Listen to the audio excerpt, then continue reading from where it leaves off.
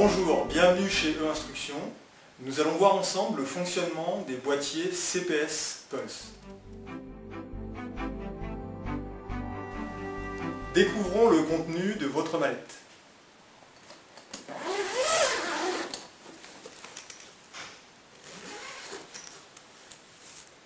Un CD-ROM avec le logiciel Response.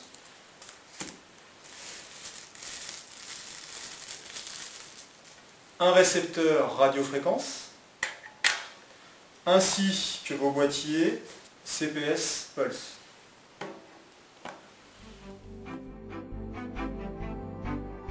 En façade, vous trouvez un écran LCD de 3 lignes, un pavé alphanumérique pour la saisie de vos réponses.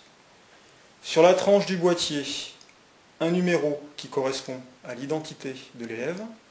Au dos de l'appareil, un numéro de série qui correspond à l'identité du dispositif.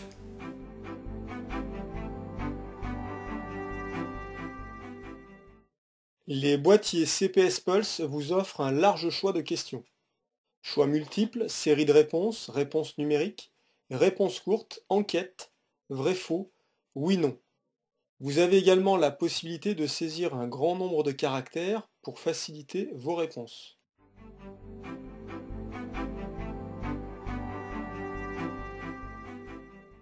Placez le CD-ROM du logiciel Interwrite Response dans le lecteur de votre ordinateur, puis suivez les instructions qui s'affichent sur votre écran.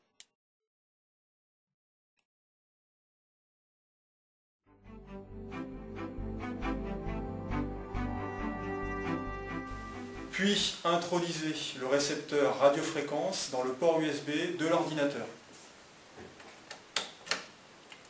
Vérifiez que le témoin lumineux s'allume.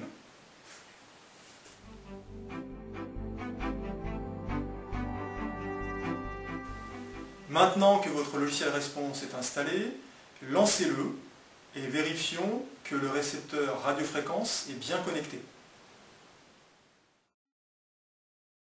Dans la fenêtre de démarrage du logiciel Interwrite Response, cliquez sur Configurer mon matériel. Le gestionnaire de périphérique apparaît. Le récepteur RF est bien connecté.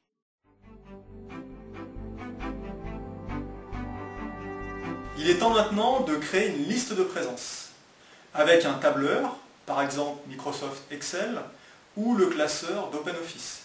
Cette liste vous permettra d'attribuer un boîtier à chaque élève.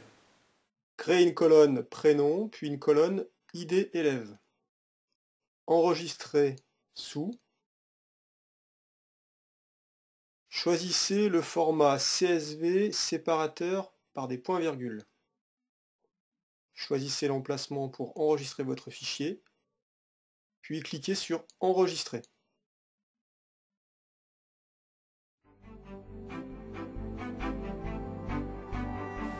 La prochaine étape consiste à la création d'une base de données.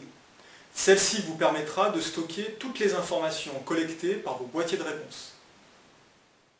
Dans la fenêtre d'accueil du logiciel Interwrite Response, cliquez sur Nouveau, saisissez le nom de votre nouvelle base de données, puis cliquez sur OK.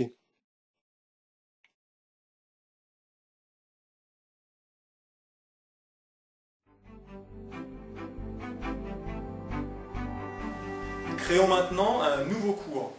Celui-ci correspondra à la session pendant laquelle les élèves utiliseront les boîtiers de réponse. Créez un nouveau cours. Saisissez le nom de votre cours.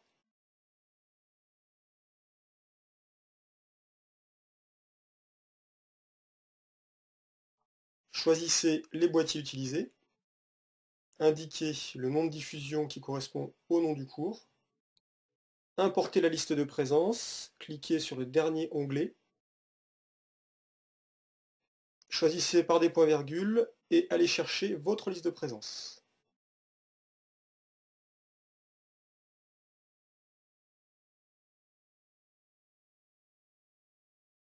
Faites correspondre les champs.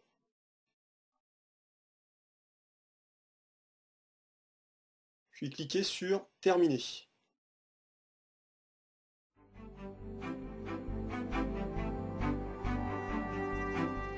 Nous pouvons maintenant interroger les élèves. Cette étape correspond à la collecte des réponses. Cliquez sur Collecter les réponses. Choisissez votre cours, puis cliquez sur OK. Ouvrez la question. Il peut s'agir d'un document sous n'importe quel format. Paramétrez votre question, par exemple ici, du choix multiple. 3 propositions, des lettres, 3 essais, 30 secondes pour répondre. Saisissez la bonne réponse. Cochez cette case si vous souhaitez conserver ces paramètres. La barre d'outils apparaît lors de la première connexion des boîtiers. Les élèves doivent saisir le canal d'identification, ici le nombre 30. Lancez la question. À côté du timer, apparaît le nombre de boîtiers qui répondent à la question.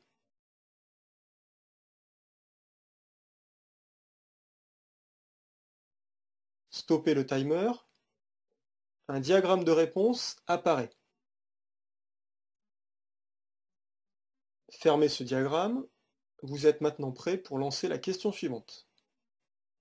Terminons le cours.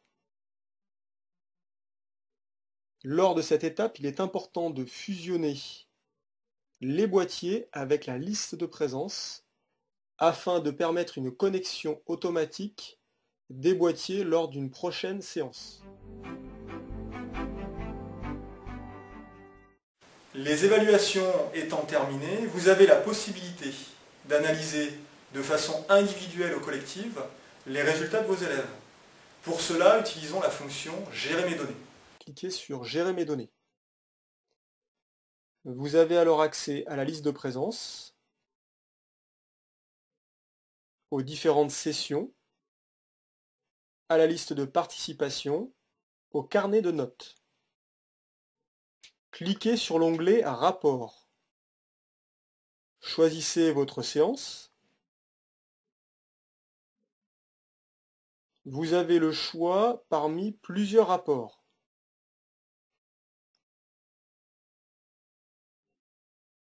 Choisissons par exemple Détail de session par élève. Double-cliquez sur la séance. Il vous est alors possible d'enregistrer ou d'imprimer le document.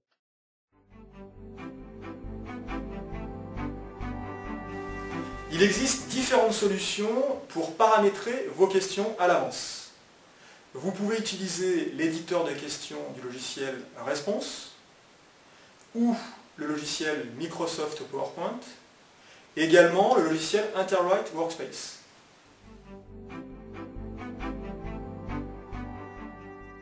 Cliquez sur Gérer mes données. Cliquez ensuite sur l'onglet Leçons. Cliquez sur Nouvelle leçon. Saisissez le nom de votre leçon, par exemple ici mathématiques. Cliquez sur Nouvelle question. L'éditeur s'ouvre. Choisissez le type de question. Ici Essai pour la saisie de formules mathématiques. Indiquez le nom de votre question, par exemple développement. Puis saisissez la question.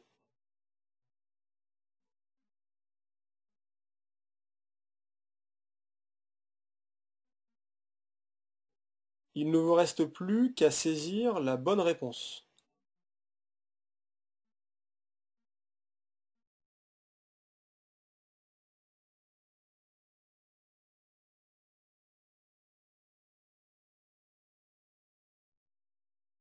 Enregistrez votre question.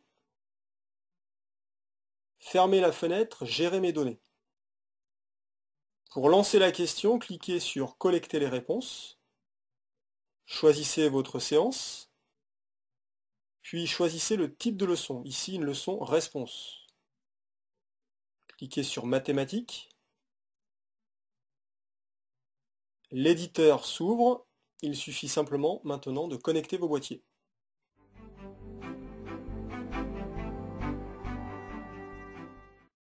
Dans la barre de tâches du logiciel Microsoft PowerPoint, vérifiez que l'onglet Complément est bien installé.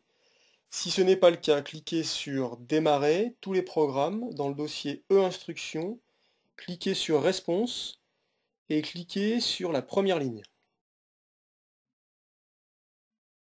Cliquez maintenant sur l'onglet Complément. Cliquez sur Nouvelle question et remplissez les différents champs pour paramétrer votre question.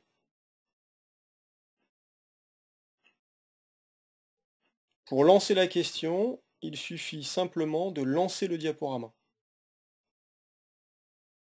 Un message vous indique si vous souhaitez lancer ou non le logiciel Interwrite Response. Choisissez votre séance. La barre d'outils apparaît, il ne vous reste plus qu'à connecter vos boîtiers.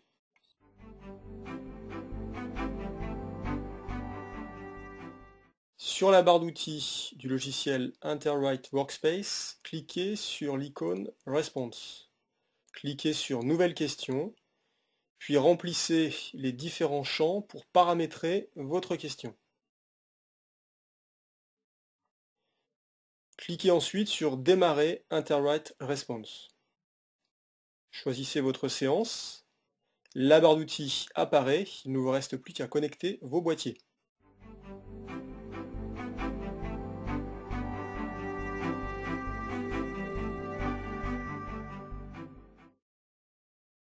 L'ardoise Mobi 501 destinée aux professeurs permet de changer sa posture pédagogique. Utilisez l'écran LCD couleur pour recevoir les informations transmises des dispositifs de réponse en temps réel.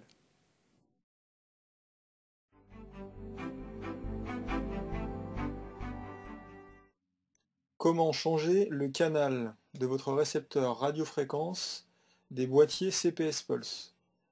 Cliquez sur l'icône E-instruction Tools, puis sur Device Manager, sélectionnez le récepteur, cliquez sur Options, Propriétés, puis changez le canal.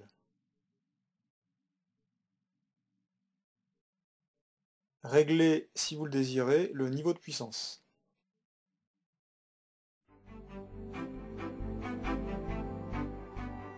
Changez le prénom de son ardoise. Pour cela, cliquez sur l'icône E-instruction Tools, puis sur Device Manager. Sélectionnez votre périphérique, cliquez sur Options, Propriétés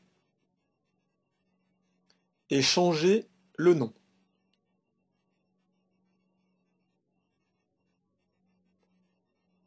Votre ardoise est maintenant configurée avec votre propre prénom.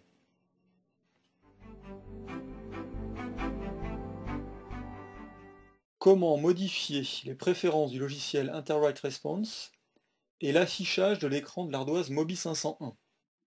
Pour cela, lancez le logiciel Interwrite Response. Collectez les réponses, choisissez le mode impromptu et faites apparaître la barre d'outils du logiciel. Cliquez sur Préférences. Vous accédez alors aux préférences de réponse. Vous avez la possibilité de modifier certains paramètres du logiciel, comme activer la zone de réponse, afficher l'état de la question ou l'état RF. Cliquez sur Préférences de l'écran Quick pour modifier l'affichage de l'écran couleur de l'ardoise Mobi 501.